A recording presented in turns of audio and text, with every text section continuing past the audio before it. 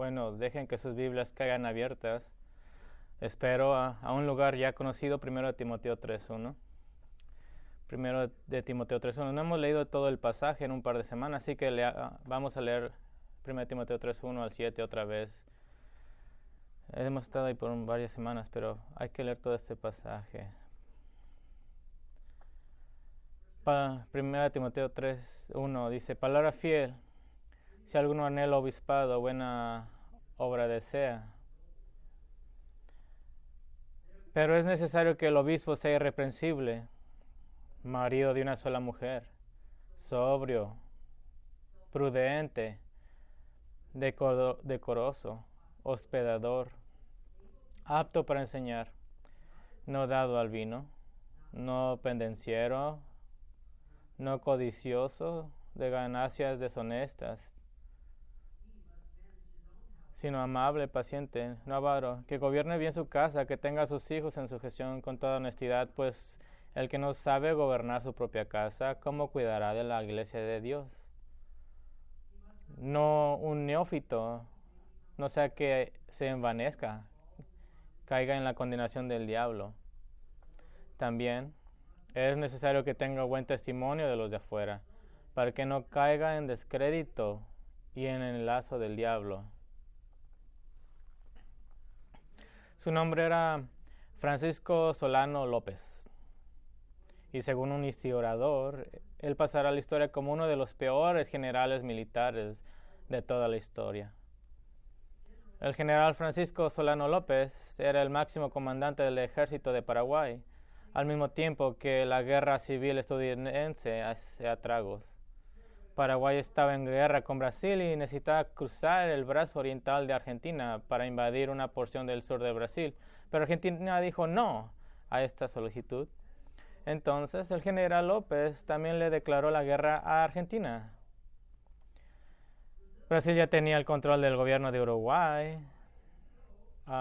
así que Brasil, Argentina y Uruguay formaron una alianza y en 1 de mayo de 1865 declararon la guerra al general López y a Paraguay.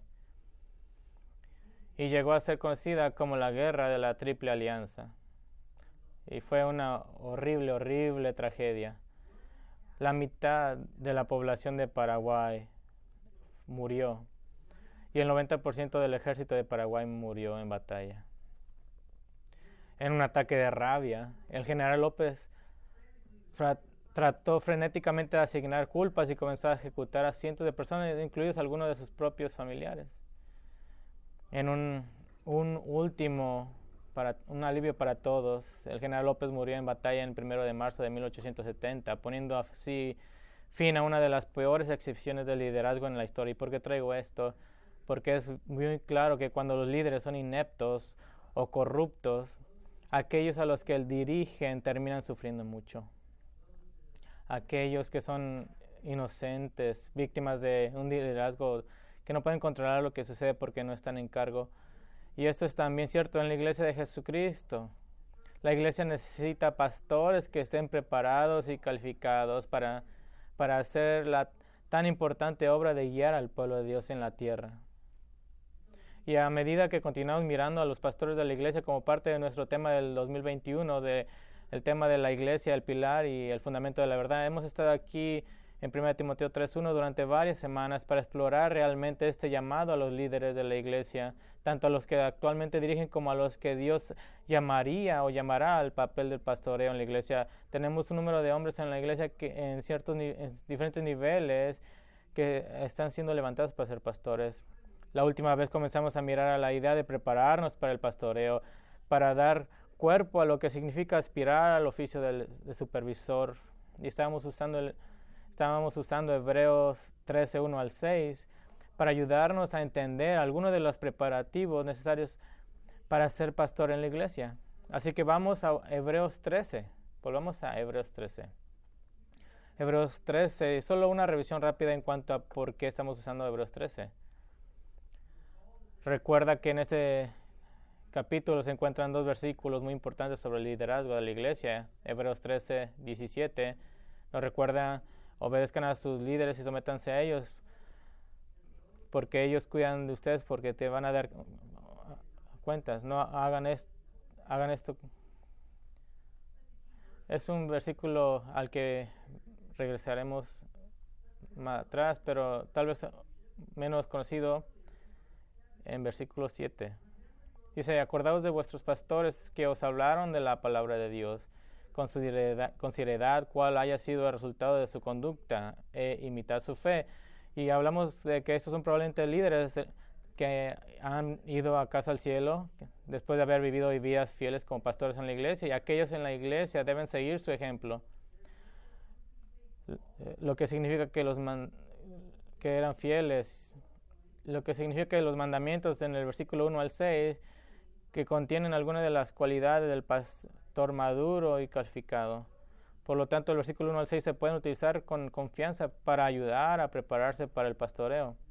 Y de hecho, como mencioné, una breve comparación mostraría mucha superposición entre el versículo 1 al 6 y las calificaciones de los pastores en Tito 1 y 1 Timoteo 3. Entonces, identificamos 6 formas de prepararnos para el pastoreo y cubrimos 3 de ellas la última vez. Dijimos que la primera forma era intensificar tu amor. Tú intensificas tu amor tanto para la iglesia como para los que necesitan de Cristo y del Evangelio. Y miramos esto en el capítulo 13, 1 al 2 de Hebreos. Y dijimos que la segunda forma de prepararse es mejorar tu compasión. Mejorar tu compasión teniendo en cuenta a las personas en la iglesia de todos los ámbitos de la vida y no mostrando favoritismo. En el versículo 3 en particular, enumera a los creyentes que están encarcelados por su fe durante ese tiempo de gran persecución. Y la tercera forma para prepararse para ser pastor es reforzar tu eclesiología, tu entendimiento de la iglesia. El fin del versículo 3 da la razón de la compasión, puesto que también ustedes están en el cuerpo. Eres parte de la iglesia. Y hablamos de tener una visión correcta, bíblica, alta de la iglesia como la novia de Cristo, el cuerpo de Cristo, la asamblea de los santos que están todos en el cielo. Y miramos incluso en el capítulo 12, 23, la asamblea de los primeros nacidos que están en el cielo. Esta alta vista de la novia de Cristo. Y miramos que este amor genuino intensificado por la iglesia, un corazón de ternura y compasión y una eclesiología robusta, una comprensión de la iglesia, esas son maneras tremendas de prepararse para el pastoreo. Y una vez más, quiero recordarles que estos conceptos son útiles para todos nosotros y son útiles para la iglesia en conjunto, porque en cuanto más sabes acerca del pastoreo, más sabes cómo es que debe funcionar la iglesia, y es bueno para todos. Nos hace una iglesia saludable. Y ahora continuaremos en el versículo 4 de Hebreos. Y quiero darle la cuarta manera de prepararse para ser pastor. Se le llamaron a esto: priorice su matrimonio. Priorice su matrimonio. El versículo 4. Sea el matrimonio honroso en todo y el hecho matrimonial sin deshonra, porque a los inmorales y a los adúlteros los juzgará Dios. Ahora es interesante para mí que cuando hablamos de las iglesias, cosas de la iglesia, regresamos a la casa, y que esto es importante. El predicador de Hebreos dice que sea el matrimonio honroso entre todos. ¿Por qué dice esto? Este era un argumento en contra del ascetismo que quería colocarse en la iglesia. El ascetismo dice que cualquier cosa que es agradable o conectada con el mundo físico era inherentemente menos o incluso incorrecta. Así que fue un esfuerzo para proteger en contra del ascetismo. De hecho, en 1 Timoteo 4:3, Pablo advierte contra la falsa enseñanza de aquellos que prohíben el matrimonio. Esta era la idea monástica de que el matrimonio, porque tenía la connotación de sexual, entonces era malo, que si un cristiano se podía remover del contacto del mundo, de las cosas físicas en cualquier punto, entonces el pecado se reduciría. ¿Sabes quién fue uno de los más famosos que trató esto? Fue Martín Lutero. Martín Lutero se convirtió en un monje que intentaba precisamente esa estrategia, y lo que se dio cuenta es que entre más se negaba a sí mismo cualquier cosa, y en cuanto más se enfocaba en cada pecado que estaba cometiendo, más necesitaba desesperadamente de la gracia y la misericordia de Dios. él dice que Lutero se cansaba e iba por horas todos los días a confesar cada pequeño pecado y decía, y regresaba y decía, tal vez tuve un pecado, no sé, no estoy seguro, pero creo que está ahí, quiero hablar con usted 1 hora o 2, y la cabeza de los monjes se está volviendo loca y dice, ¿por qué nos confiesas todo esto? Y lo que Lutero encontró, que entre más se enfocaba en cada pecado, más pecados cometía. No podía salirse de eso. Así que el predicador de Hebreo aquí nos está diciendo que toda la iglesia que honre el matrimonio, que el matrimonio no solo debería ser no menospreciado, sino que debería ser honrado, debería ser visto con alta estima.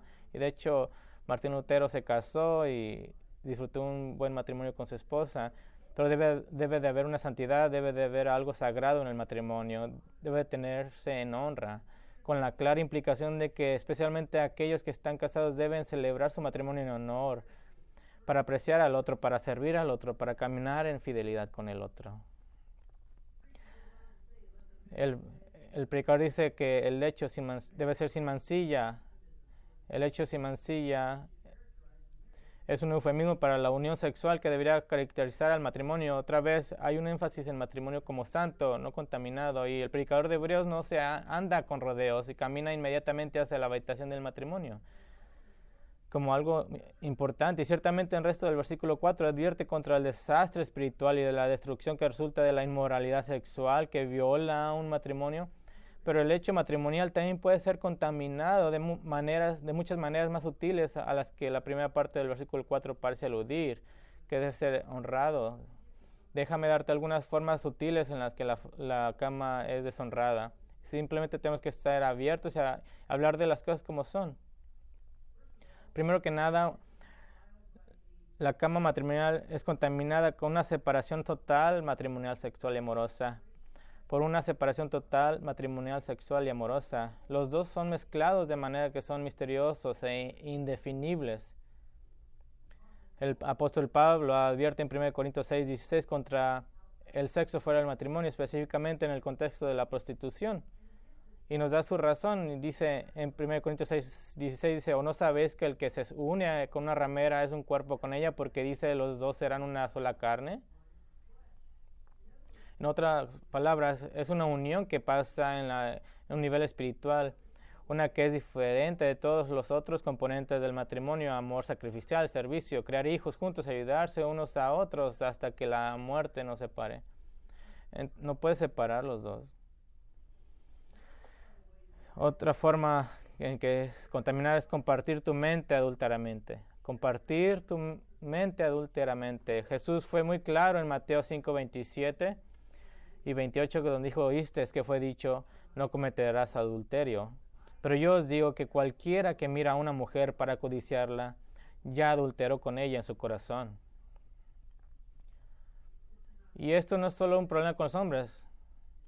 Los pensamientos adultos podrían tener otro tono diferente o sabor para las mujeres, pero aún están ahí deseando que su esposo fuera más amable o gentil o piadoso. Eso aún así es un pensamiento adúltero. Un matrimonio puede estar teniendo problemas para acercarse el uno al otro, aún y no entender por qué. Aún así puede ser que no haya una sola causa definida, pero casi puedo garantizar que hay un problema a nivel del pensamiento, porque ese problema cardíaco central está afectando a todas las interacciones entre la pareja. Y es muy peligroso porque una vez que pones tu mente y tu corazón contra alguien más, es casi imposible tratar a esa persona de una manera buena y piadosa. ¿Por qué? Porque no tienes el deseo de hacerlo. No tienes el deseo de tratarla bien. Simplemente no tienes ese amor, esa conexión. Hay una tercera forma en la que la cama puede ser deshonrada, y es el mal hábito del ascetismo cristiano. El mal hábito del ascetismo cristiano, ya hablamos que el ascetismo es la idea de alejarse de todas las cosas físicas. ¿Y qué quiero decir con el cristianismo ascetismo? Este es el hábito de, tal vez no a un nivel consciente, pero a algún nivel, pensar que en la sexualidad en general como algo malo o impensable. De hecho, esta es la vieja mentira de que dice que, dado que el pecado sexual es un problema grave, simplemente evitaré y me mantendré alejado de todas las cosas sexuales, incluso en el contexto del matrimonio. Esta es la creencia que hace a los padres decir que es mejor no hablar con sus hijos sobre el sexo y esperar que se den cuenta por ellos solos. Esperar que mientras le enseña de todo lo demás en la vida, esto simplemente aparezca por osmosis. Hay una subcultura del cristianismo que cree que incluso plantear el tema de la sexualidad causará pecado sexual y tentación. Eso no es lo que la postura de la Biblia. La Biblia es tan abierta acerca de la sexualidad marital, ya que Dios quiere que estés exactamente en el equilibrio correcto. Así que en lugar del mal hábito del ascetismo cristiano, es mejor el hablar con verdad a ti mismo y a aquellos a quienes estás impactando. Esa siempre ha sido como nos alejamos del pecado hablando verdad. Nos alejamos del pecado a través de la verdad, no a través de la mentira. La Biblia está llena de verdad acerca de la cama, del matrimonio, y casi todo está interesantemente en una forma que pasa sobre las cabezas de los niños. Es hermoso. Dices, debería de proteger a mis hijos de esto. Y entendemos eso. Pero piensen en esto. La novia de Cantar de Salomón invita a su marido y le dice, deja a mi amado venir a su jardín y comer sus frutas más dulces. Y los niños dicen, están cultivando cosas en su patio trasero. Pero eso no se necesita una maestría en divinidad para darse cuenta de que la novia está hablando de sí misma como el jardín. La cama matrimonial puede ser contaminada por la creencia sutil de que la sexualidad es inherentemente mala y por lo tanto, si nunca la mencionamos o tratamos con ella, entonces no pecaremos. Escuchen, algunos de los hombres con los que he hablado y que han luchado con el pecado sexual fueron criados en hogares que evitaron el tema por completo. ¿Por qué piensas que no vas a pecar si simplemente no toca el tópico? Puedes dejar a un hombre ciego, a un hombre ciego lujurioso, pero él todavía seguirá siendo un lujurioso en su mente. Entonces aquí en este contexto no está hablando en metáfora, está yendo directamente a la cama. ¿Por qué es tan personal? Escuchen, en este contexto la cama matrimonial inmediatamente se convierte en la metáfora, la representación de todo el matrimonio. Y cualquiera de ustedes que han estado en una consejería matrimonial se darán cuenta de que la cama y el matrimonio se parecen. Dice que el matrimonio y la cama del matrimonio sean honrados, mantengan la unidad, mantengan la cercanía. Hay una santidad en tu matrimonio, hay una relación santificada por Dios que está destinada a reflejar la relación de amor que Dios tiene dentro de la Trinidad. Este es un llamado difícil porque todos nosotros que estamos pastoreando quisiéramos decir que tenemos matrimonios perfectos, pero somos pecadores viviendo en una misma casa. Pero hay una preparación y quiero hablar un poco de eso. ¿Cómo es esto? Una preparación para el pastoreo. Bueno, en un nivel básico, si puedes estar casado, puedes ser un pastor porque ya entiendes conceptos como compromiso y paciencia, y escuchar y liderar con amor y perdón y cercanía. Ya no eres un hábito de simplemente hacer lo que quieres hacer porque se te ocurre en ese momento. Raramente haces eso. El matrimonio se convierte en un campo de pruebas en el que se puede participar en una relación humana a un nivel del corazón que es vitalmente necesario para el pastoreo. Pero déjenme darle algunas otras razones para priorizar tu matrimonio como pastor o uno preparándose para ser pastor. Esto nos puede ayudar a todos los demás a entender el trabajo de pastoreo. El primero es porque el matrimonio debe ser una ayuda para el ministerio. Porque el matrimonio debe ser una ayuda para el ministerio. Cuando estuve en seminario, escuché a muchos profesores sabios instar a los hombres a no casarse con mujeres que no estaban completamente asociadas con ellos en su llamado al ministerio. El matrimonio está diseñado para que la esposa sea la ayudante del esposo de maneras muy prácticas, y esto se necesita más que nunca en el ministerio del Evangelio, ya sea como pastor vocacional o como líder laico en la iglesia. Y tristemente en el seminario conocí a hombres cuyas esposas eran una responsabilidad y no una ayuda, y varios de esos hombres, como era de esperar, han fracasado en el ministerio porque sus esposas no estaban todas en su llamado, sino que estaban más preocupadas de que él existiera únicamente para hacerlas felices, porque ellas querían ser la primera todo el tiempo hasta el punto de socavar su llamado al ministerio del Evangelio. Así que hay una segunda razón para hacer tu matrimonio primario, porque el matrimonio también es un santuario durante el ministerio, Hay una razón por la que Pablo comparó el ministerio del Evangelio 2 en 2 Timoteo 2:4 a una pelea y a una carrera, y en 1 Corintios 9 como un combate de boxeo. Pablo nunca dijo que el ministerio del Evangelio era como ir a Disneylandia. No, dijo es como ir a la guerra. Hay una guerra, hay una carrera, hay una pelea. El liderazgo en la iglesia tiene sus alegrías y sus triunfos y tiene sus desafíos también. Y me gustaría decirte que me gusta todas las razones por las que me gusta el ministerio. Pero también tiene sus desafíos y agonías, porque esto no es una carrera, no te vas a tu casa y se acaba. Es un llamado, es el latido mismo de aquel hombre que fue llamado. Y su matrimonio tiene que ser un lugar de refugio y escape a uno en el que el líder sabio no permita que otros se entrometan.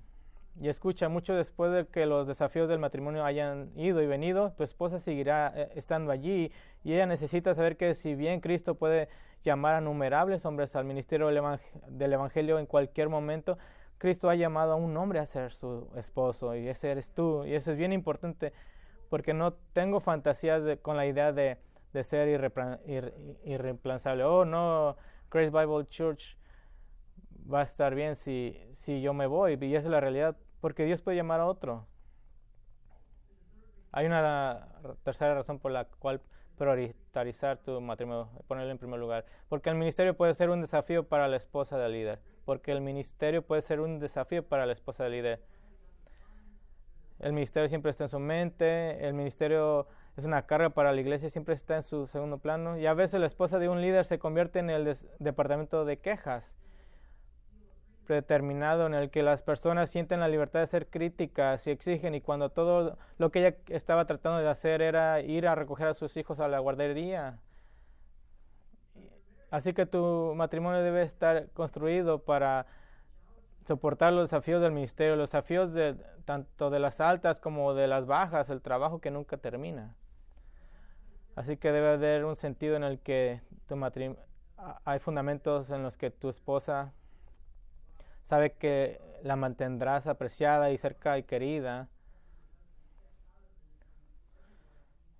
Y todas las esposas deben entender que ellas son más importantes que el ministerio. Y hay una cuarta razón por la cual poner en primer lugar tu matrimonio, es porque el ministerio debe ser una bendición para la esposa de un líder, Hay tremendas bendiciones de estar casados con un pastor, de primera mano la vida de la iglesia, de estar involucradas en las vidas paralelas al ministerio de su esposo, de ser parte de una misión juntos en la iglesia. Pero esta alegría se quita cuando hay tanta tensión que las bendiciones de la iglesia no se pueden disfrutar por más tiempo. Hay una razón más para poner tu matrimonio en primer lugar. Y eso es bien bueno para todos nosotros, porque un matrimonio fallido puede derribar una iglesia. Satanás generalmente no va tras la querida y preciosa persona que recoge los himnos después de la iglesia. Va tras los que son llamados a dar ejemplo y a ser una fuente de consuelo espiritual y seguridad y fortaleza. Y la iglesia necesita ver que sus pastores y ancianos aman a sus esposas. Porque un matrimonio fallido puede sacudir una iglesia en su núcleo. Y lo hemos mirado pasar a través de la historia de la iglesia. Pero ponga su matrimonio en primer lugar. Bueno, el capítulo 13, Hebreos 13:5, es una manera de prepararse. Y esta quinta razón es refuerza su contentamiento. Hebreos 13:5. Sean vuestras costumbres sin avaricia, contentos con lo que tenéis ahora, porque Él dijo, no te desampararé, ni te dejaré. ¿Quién es esta persona que está amando al dinero y no está contento con lo que tiene? Esta es el egoísta, el que tiene que tener más, el que está en busca de la riqueza, pero aún está en busca de los pensamientos de la riqueza. Incluso algunos de los peores amadores del dinero no son personas ricas, sino personas que creen que el dinero y las cosas y las casas más grandes y un coche más bonito y que esto y que aquello de alguna manera creará felicidad y nunca lo hará y nunca terminan de perseguir eso. Y ese tipo de codicia es completamente contrario al ministerio del Evangelio. No pueden existir juntos. Y miren al antídoto. Estén contentos con lo que tienen ahora. ¿Por qué podemos estar contentos con lo que tenemos ahora? Bueno, el predicador de Hebreos cita Josué 1:5. Nunca te dejaré ni te abandonaré. Eso es muy interesante. Porque el uso de esta cita en particular es tan importante porque en este pasaje estamos viendo cómo prepararse para el pastoreo, porque la cita original está hablando del contexto de preparación para el pastoreo. Vayamos a Josué 1. Josué 1, en el principio del Antiguo Testamento. Vale la pena tomarse un momento para mirarlo. Y mientras está encontrando a Josué 1, quiero recordarles de un concepto importante concerniente a nuestras Biblias. No sé cómo ponerlo así, pero lo voy a poner así.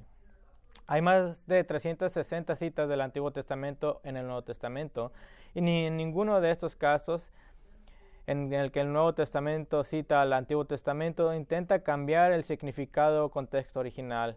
Siempre es el mismo. En otras palabras, los escritores del Nuevo Testamento nunca sacaron un versículo o un pasaje del Antiguo Testamento fuera de su significado original, ni siquiera cambia el significado con el tiempo. Que Israel no se convierte en la iglesia, que la tierra no quiere decir ahora bendiciones, no pasa. Ahora puede haber una amplia variedad de aplicaciones e implicaciones utilizadas, pero el contexto original nunca se viola. Ahora, con ese entendimiento, teniendo en cuenta que Hebreos 13 definitivamente tiene un fuerte sabor con respecto al liderazgo, es tan apropiado que el predicador de una amonestación sobre el contentamiento, alentándolo con la idea de que Dios nunca dejará al que está guiando a su pueblo, y esta es la base para el contentamiento. Miren la preparación que Dios le da a Josué, y es un recuerdo para Hebreos 13. Primero que nada, Dios le recuerda a Josué su ejemplo. Dios le recuerda a Josué su ejemplo. Como Hebreos dice que los líderes deben de ser un ejemplo, también le recuerda a Dios a Josué que debe ser un ejemplo. Uno dice, después de la muerte de Moisés, siervo del Señor, el Señor habló a Josué, hijo de Nun, y ayudante de Moisés, y le dijo, mi siervo Moisés ha muerto. Ahora pues, levántate, cruza este Jordán, tú y todo este pueblo, a la tierra que yo les doy a los israelitas. 2 veces, el gran y poderoso Moisés, el nombre que le fue dado por Dios es el del siervo del Señor. Él es el ejemplo, así que Dios le recuerda de su ejemplo. Dios también le recuerda a Josué de su dependencia. Le recuerda de su dependencia en Josué 1, 3-4. Dice, todo lugar que pise la planta de su pie les he dado a ustedes, tal como dije a Moisés. Desde el desierto hasta el Líbano, hasta el gran río, el río Éufrates, toda la tierra de los hititas, hasta el mar grande que está hacia la puesta del sol será territorio de ustedes. La frase clave, yo se las he dado, depende de mí. Cualquier éxito que Josué tenga en la próxima conquista de Canaán será únicamente debido a Dios. Y la tercera, Dios le recuerda a Josué de su satisfacción. Satisfacción. ¿Cómo está contento Josué? Versículo 5, nadie te podrá hacer frente en todos los días de tu vida. Así como estuve con Moisés, estaré contigo. No te dejaré ni te abandonaré. Ahí está. Sé fuerte y valiente porque tú darás a este pueblo posesión de la tierra que juré a sus padres que les daría. Ahora, ¿pueden notar algo? Josué e Israel aún no tenían la tierra que Dios les había prometido. Pero ya que Dios se los había prometido a su pueblo, y en este caso particular su liderazgo elegido, las cosas como la avaricia y la codicia en cualquier forma es inútil. Es inútil porque el pueblo de Dios está seguro sin importar lo que venga. No tenían la tierra, no están ahí. Pero ¿por qué podían estar seguros? Porque Dios estaría con ellos. Debido a la presencia de Dios, Dios le había dicho, no te abandonaré. La tal llamada seguridad de las posesiones mundanas no es seguridad en absoluto. Era mejor confiar en Dios y no tener nada que tener todo. Y cuando y cuando tuvieron la tierra en posesión, cuando empezaron a alejarse. Y esto es muy importante para los ancianos y para los ancianos vocacionales. Para los ancianos laicos dan un mal ejemplo cuando se consumen demasiado con posesiones mundanas en detrimento de pasar el tiempo necesario para el trabajo del misterio. Cuando un hombre está trabajando 7 días a la semana y no hace nada para el Evangelio y aún si se llama así anciano, no es anciano. Debe tener un balance. Y para los pastores vocacionales esto se convierte muy importante. Y les digo por qué. Porque vivimos por fe todos los meses de nuestras vidas en el ministerio. Dependemos únicamente de Dios a través de la generosidad de un pueblo agradecido. Y esos son ustedes. Así que si te quedas demasiado clavado en cosas, usted estará constantemente nervioso. No tienes un trabajo seguro como pastor. Cuando COVID llegó, todos nosotros estábamos arreglando nuestro resumen, nuestro currículum.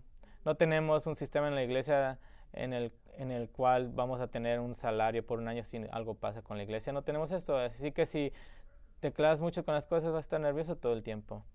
Y escuchen, tengo que hacer una nota. Cuando estuve haciendo esto, estaba ministrando mi propia alma porque el liderazgo de la iglesia vive en un mundo de batallas espirituales cada semana. Ese es nuestro mundo. Estamos batallando en oración por usted, estamos tratando de dividir bien la palabra de Dios, pero como pastores se nos recuerda que toda satisfacción, toda alegría, toda paz se basa en el hecho de que Dios ha prometido nunca abandonar a los suyos. Y claro, eso aplica a usted también, cristiano. Que para llegar al final de tu vida y digas, me pasé la vida preocupándome por todo, no quieres eso es triste. No quieres decir, pasé mi vida en contentamiento, en gozo. Así que en este pasaje Dios está preparando a José para pastorear al pueblo de Dios y es la misma preparación para el pastoreo de la iglesia que se encuentra en Hebreos 13. Así que vamos otra vez a Hebreos 13. Y quiero hacer una vez más la sexta manera de prepararse para el pastoreo. La sexta manera para prepararse para el pastoreo, y llamaremos a esto, profundice su coraje o valentía. Profundice su coraje o valentía, y pasaré la mayoría del tiempo en esto. Profundice su coraje o valentía. Hebreos 13:6. De manera que decimos confiadamente, el Señor es el que me ayuda, no temeré. ¿Qué podrá hacerme el hombre? ¿Qué puede hacer el hombre contra mí? Como es muy común aquí en el libro de Hebreos, el predicador cita el Antiguo Testamento una vez más. Lo que nos está dando las ideas de Salmo 118, 6 al 7. Y alguien dijo, bueno, es solamente el 6, pero es una combinación de los dos. Dice, Jehová es conmigo, no temeré lo que me puede hacer el hombre. Jehová está conmigo entre los que me ayudan, no temeré qué me hará el hombre. El Señor está de mi lado como mi ayudador. Veré mi deseo en los que me aborrezcan. Salmo 118, 6 es un salmo de procesión cuando un adorador de Jehová viene al templo para ofrecer su agradecimiento y gratitud a Jehová por la liberación y la salvación. Sirve como el último salmo de lo que se le llama Alel egipcio, el Salmo 103 al 118. Debe ser cantado en la celebración de la Pascua. Y de hecho, Cristo mismo cantó este Salmo 118, la noche en que fue traicionado. Estaba a punto de cargar con la cruz, ser humillado, de pasar por la agonía, de pasar por el juicio de Dios por nuestros pecados. Y aún así estaba cantando, Jehová está conmigo, no temeré lo que puede hacer el hombre. Jehová está conmigo entre los que me ayudan. Por tanto, yo veré mi deseo en los que me aborrecen. Eso es tener coraje, tener valentía. Y no como nosotros. Bueno, cuando un desastre nos golpea, imagínate que te gustaría mirar lo que te va a pasar, pero Jesús sabía cada detalle agonizante de lo que iba a pasar. Por eso es de que estaba sudando gotas de sangre, porque sabía lo que iba a pasar. Y aún así dijo, no temeré lo que el hombre me puede hacer. Uno de los mayores obstáculos para el ministerio efectivo es el miedo al hombre. Es el miedo al hombre de hacer que la meta del ministerio sea complacer a la gente. Y esto puede suceder en dos ámbitos. Y quiero dárselos, porque esto es bueno para ustedes, porque así sabrán cómo orar por los pastores, y esto es bueno para los pastores, porque así podemos estar en línea. La primera, los pastores de la iglesia no pueden tratar de complacer al mundo. Los pastores de la iglesia no pueden tratar de complacer al mundo. En cualquier momento en el que el mundo comienza a tratar de establecer la agenda de la iglesia, es cuando el deber de los pastores debe de decir no, el mantener a la iglesia en el camino. En cualquier momento en que empezamos a tratar de comparar el ministerio de la iglesia con lo que sea que la última tendencia de injusticia social sea, hemos manchado nuestra hermenéutica para incluir ahora no solo el estudio de la Biblia, pero también tratar de encajar las expectativas culturales con lo que la Biblia dice, y esto nunca funciona. Hemos mencionado a menudo al pastor James Coates y Tim Stevens, pastores fieles en Alberta, Canadá, que fueron arrestados y encarcelados por continuar reuniéndose en sus iglesias. Y la gran cantidad de personas que dicen ser cristianos que los han culpado por sus propios problemas ha sido asombrosa. Deberían haber creído en la ciencia, dicen. Deberían haber amado a su prójimo manteniendo la iglesia en casa por un año. Deberían haber hecho lo que otros pastores han hecho, manteniendo sus iglesias cerradas durante un año para obedecer una orden de salud de un funcionario no elegido. La presión sobre la iglesia es intensa porque solamente hubieron 2 personas arrestadas. Debieron de haber sido miles de pastores arrestados, no solamente 2. La presión sobre las iglesias hoy en día para sucumbir a una agenda mundial es mayor de lo que jamás he visto. La presión para predicar sobre cosas como ellos miran como la iglesia como una organización de justicia social que simplemente estamos ahí buscando causas por cuál luchar y no se trata de eso la iglesia. Nunca he mirado presión tan grande para predicar como la reparación a ciertos grupos étnicos. Lo que hace ciertas personas sean jueces morales de todos los demás, en lugar de confiar en un Dios soberano que está trabajando en un mundo que ha sido malvado desde el jardín del Edén. La presión para predicar y ser activistas en el movimiento de Me Too es un movimiento que llama a las víctimas de agresión sexual a denunciar, y esto no está. Siempre la Biblia ha enseñado que la inmoralidad sexual es mala y la agresión sexual está mal. El Antiguo Testamento da la pena de muerte por eso. Eso no es nada nuevo, nada original. El movimiento de Black Lives Matter, las vidas de los negros importa, es esencial, pero no se trata del trabajo. En esencia, no se trata del trato justo a los seres humanos, sino que es una ideología de destrucción a la familia tradicional y de la creación de un gobierno totalitario dirigido por personas corruptas que dan millones y millones de dólares para comprar múltiples casas y rellenar sus propias cuentas bancarias, al igual que siempre lo ha hecho el comunismo y el marxismo. Y no es algo nuevo, sino puedes ir a su página y mirar eso. También el movimiento de Pride o orgullo gay, que abarca los cambios de género y la identidad y la homosexualidad y cualquier tipo de sexualidad. El alfabeto ni siquiera tiene suficientes letras para categorizar todas las letras que los homosexuales quieren ser categorizados. Y la presión de la iglesia es para ver esto como alguna manera un esfuerzo humanitario inmensa. Yo me quiero sentir mal por la gente porque se están yendo al infierno. No importa el pecado que estén cometiendo, pero en la iglesia se nos ha dicho que nos olvidamos de la voluntad de Dios en esto. Dios es muy simple. Dios creó al hombre y mujer, y instituyó el matrimonio humano entre un hombre y una mujer. De hecho, el movimiento en la iglesia para interpretar pasajes bíblicos sobre la homosexualidad y el pecado sexual es un movimiento masivo. Hay libros escritos en nueva hermenéutica, una forma nueva de reinterpretar la Biblia. Un pequeño problema. Reinterpretar Sodoma y Gomorra es un poco difícil. ciudades destruidas por Dios porque el pecado homosexual se convirtió en la norma. ¿Cómo se convirtió en la norma? Nunca me moveré a estar cerca de 2 horas de San Francisco porque yo no sé qué pueda pasar en el futuro. Durante la gran tribulación, cuando caiga el lumbre del cielo, creo que alguno de esos caerá ahí.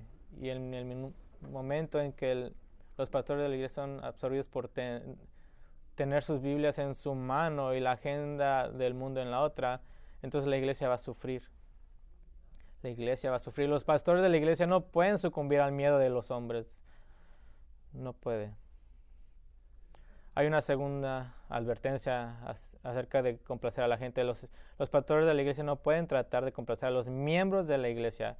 Los pastores de la iglesia no pueden tratar de complacer a los miembros de la iglesia. Sé que esto suena contraintuitivo, pero verás cuál es el enfoque de la Escritura.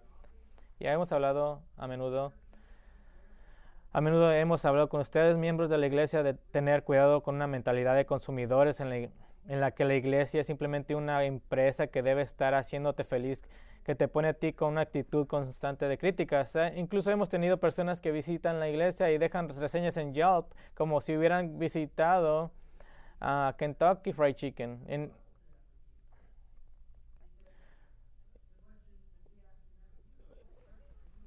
Una vez dejaron un comentario y tuvieron que quitarlo porque le preguntemos y a qué iglesia perteneces, y creo que en Yelp solamente tenemos 3 estrellas. No eres consumidores, son miembros del cuerpo de Cristo, son miembros de unos con otros. Y Jesús no dijo, bueno, no me gusta esta mano, simplemente me la va a cortar. No, tú eres parte del cuerpo. Pero los pastores de la iglesia tampoco deben caer en la trampa de tratar a los miembros como consumidores.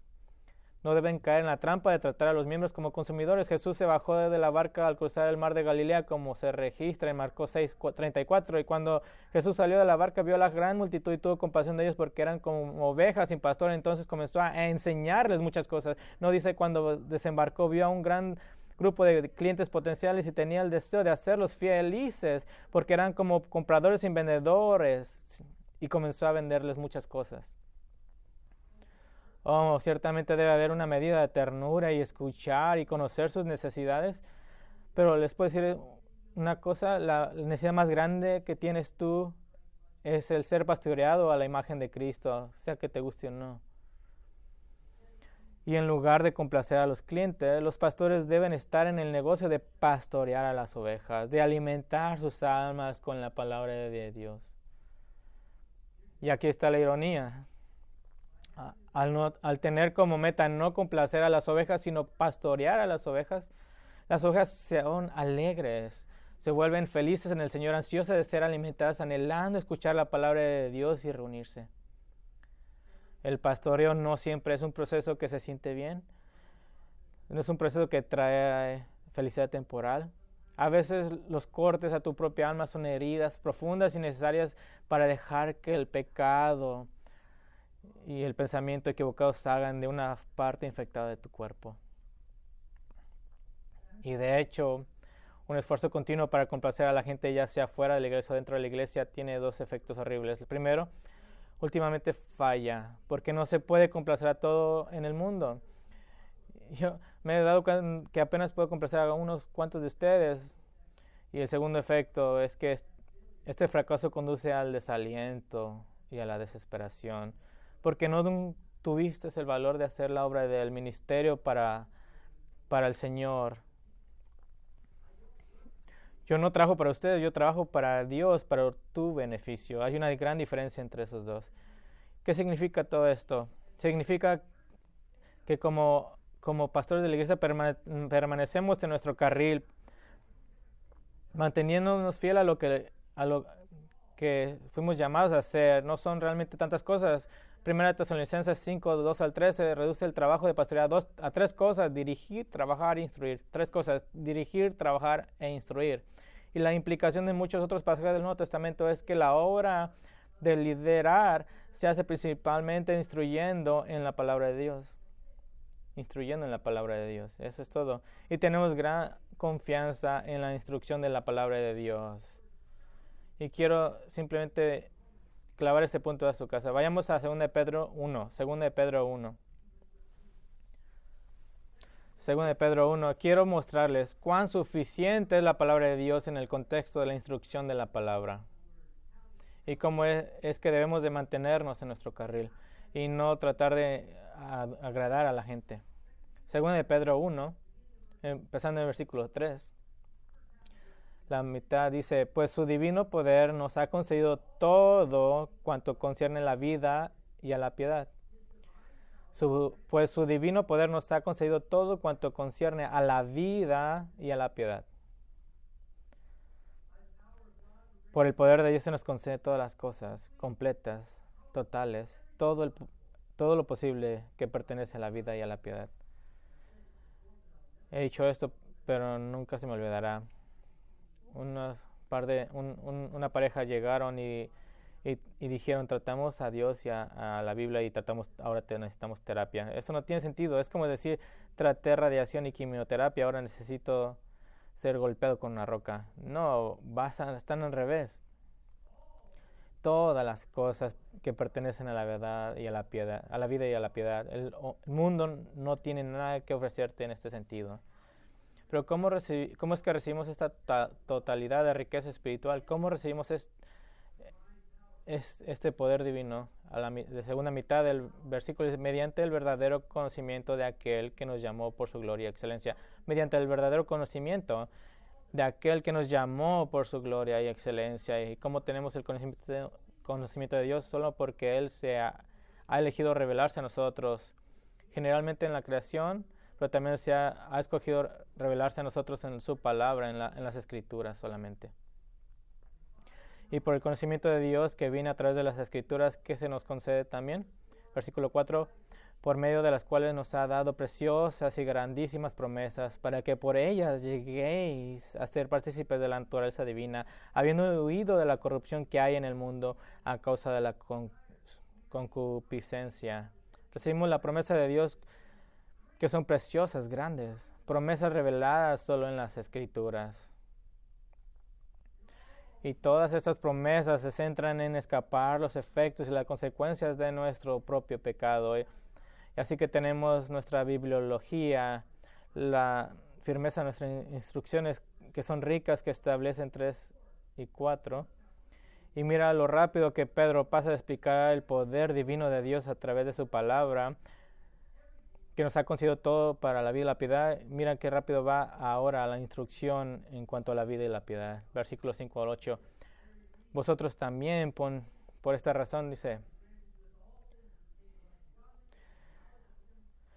poniendo toda diligencia por esto mismo, añadid a vuestra fe virtud, a la virtud conocimiento, al conocimiento dominio propio, al dominio propio paciencia, a la paciencia piedad, a la piedad afecto fraternal y al afecto fraternal amor. Porque si estas cosas están en vosotros y abundan, no os dejarán estar ansiosos ni sin fruto en cuanto al conocimiento de nuestro Señor Jesucristo. Ahora, eso es el carril que el pastor de la iglesia debe estar instruyendo en la palabra. Pero ¿en qué sentido se necesita valor para mantenerse en el carril de la instrucción que está en la palabra de Dios? Permítame ser muy práctico con respecto a tener valor y coraje como pastor en la iglesia. Primero, se necesita valor porque valor significa decir la verdad sin tener en cuenta cómo la gente se sentirá al respecto. Valor significa decir la verdad sin tener en cuenta cómo la gente se sentirá al respecto. Si nos preocupamos por cómo se siente la gente, nos convertiremos en los maestros que hacemos cosquillas en los oídos del que habla 2 Timoteo 4, con la motivación de agradar a Dios, ahora reemplazada por la motivación de complacer al hombre, el tratar de hacer crecer la congregación al hacerlos felices. Me pregunto si el profeta Elías, cuando se paró ante el rey Acab, en 1 de Reyes 17, pensó en los sentimientos de Acab cuando dijo, como vive el Señor, el Dios de Israel, ante quien yo estoy, no habrá rocío ni lluvia estos 2 años, excepto por mi palabra. Ok, que seas bendecido, puedes irte. No, Elías está literalmente de pie ante el rey de Acab, pero proclamó, estoy delante del Señor, tal vez esté físicamente ante ti, pero no estoy sirviéndote a ti, estoy sirviéndole a Dios. Creo que Elías tenía una buena idea de lo que él sentiría, porque eventualmente estaría corriendo por su vida. El valor o coraje significa ocasionalmente exponer a la falsedad que potencialmente podría dañar espiritualmente a la iglesia. El valor o coraje significa ocasionalmente exponer a la falsedad que potencialmente podría dañar espiritualmente a la iglesia. En ocasiones, un sermón que habla en contra de algo es necesario. A veces son llamados sermones polémicos el hacer un argumento, porque ese algo o alguien ha tomado una pequeña raíz en la congregación, en el cuerpo de Cristo. Puede pasar como un individuo, una persona, con una conversación. Incluso Tito 1:9 dice que los pastores de la iglesia deben de estar listos para refutar la mala doctrina. Ese es tu trabajo. Hay una tercera aplicación. El coraje significa no tomar todas las oportunidades ministeriales posibles. El coraje o la valentía significa no tomar todas las oportunidades de ministerio posibles. En la iglesia los pastores se enfrentan a 1000 cosas buenas que hacer cada semana. ¿Y qué debes elegir? Debes elegir algunas grandes cosas que hacer que tendrán el mayor impacto. Y sí, al no hacer algunas cosas buenas dejarás a algunas personas decepcionadas, pero debes mantener tus ojos en la imagen más amplia, el de pastorear todo el cuerpo. El valor significa confiar en la obra de la palabra. La cuarta, el valor significa confiar en la obra de la palabra y el Espíritu a lo largo de muchos años. Tengo sermones preferidos. Ustedes tienen sermones preferidos. No sé cuántas veces he escuchado, este es el mejor sermón que has predicado en estos 5 meses. Bueno, pregunto, ¿qué de los otros sermones? Me encantaría que cada sermón que predico tuviera un wow o algún tipo de asombro teológico que se quedará con ustedes toda la vida. Me gustaría eso.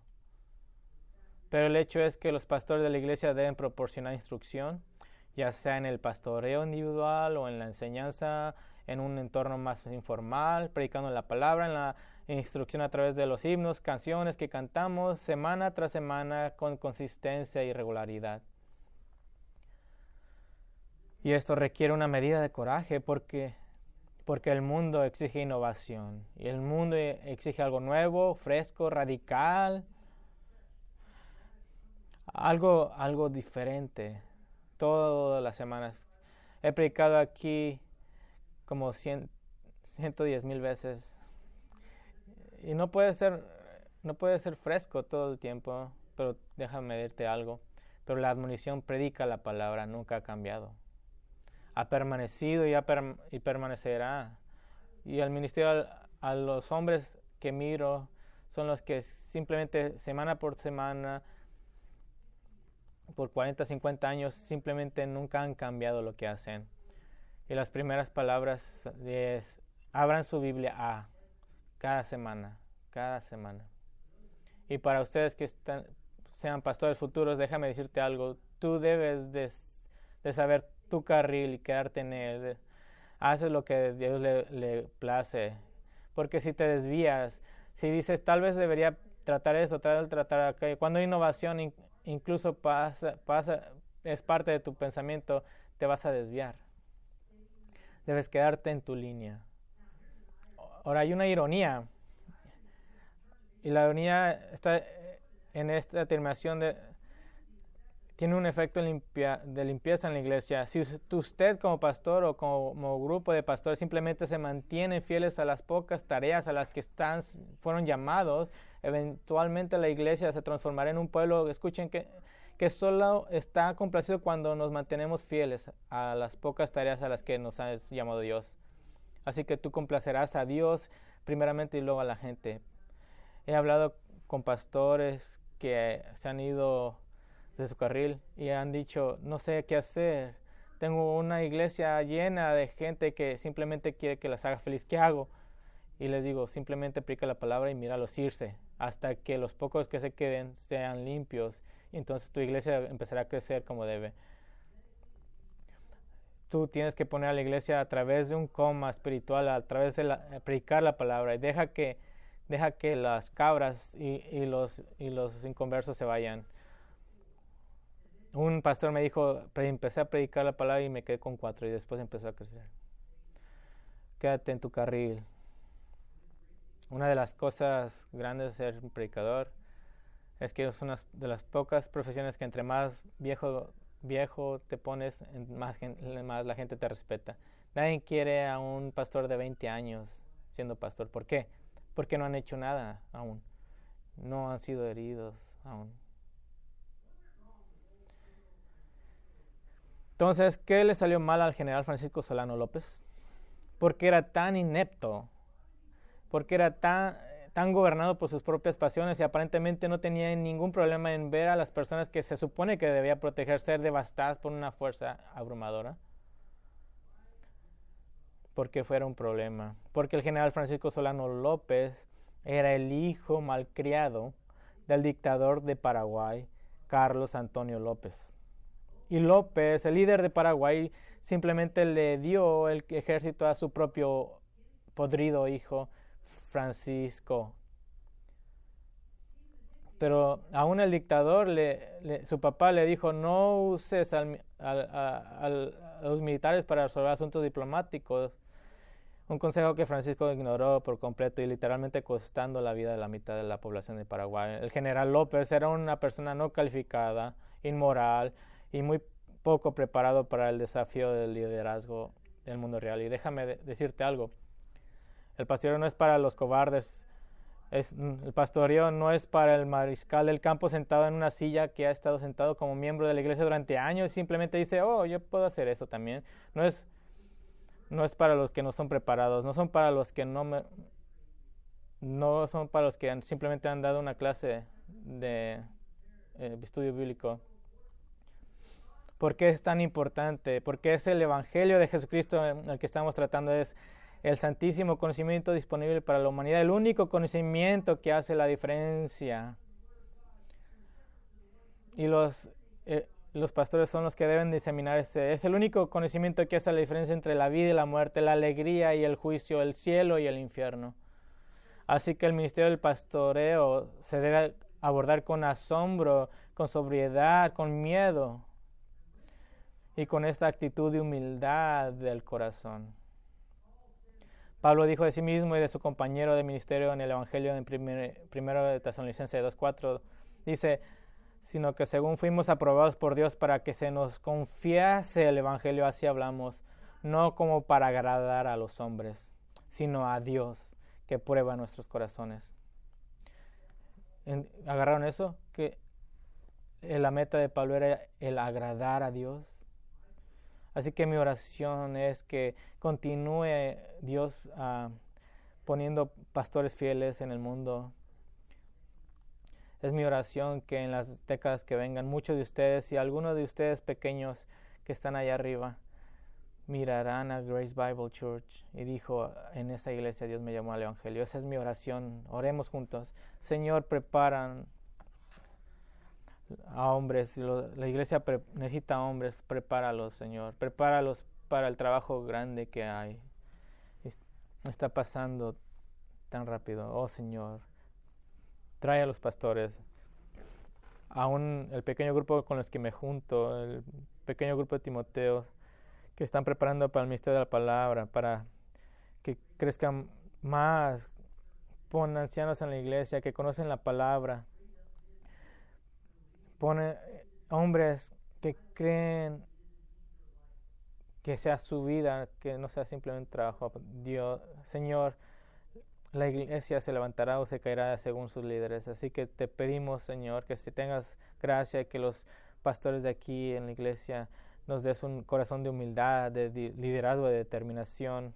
Esto no es un hobby, no es un trabajo, es un trabajo de la eternidad. Y Señor, oro por los jóvenes, hombres jóvenes que los guíes al púlpito un día. Y oro por los niños allá arriba que aún no te conocen, que los traigas a Cristo, que los traigas a tu palabra, amor a tu palabra, que pongas un fuego en ellos, para que algunos de ellos lleguen a predicar por 40, 50 años, y que permitas que muchos de nuestros niños o jóvenes lleguen a ser ancianos aquí o en otras iglesias, donde sea que los llames, que hagas crecer a hombres, que levantes a hombres para que la iglesia exalte a Cristo. Te amamos y te damos gracias en nombre de Cristo Jesús. Amén.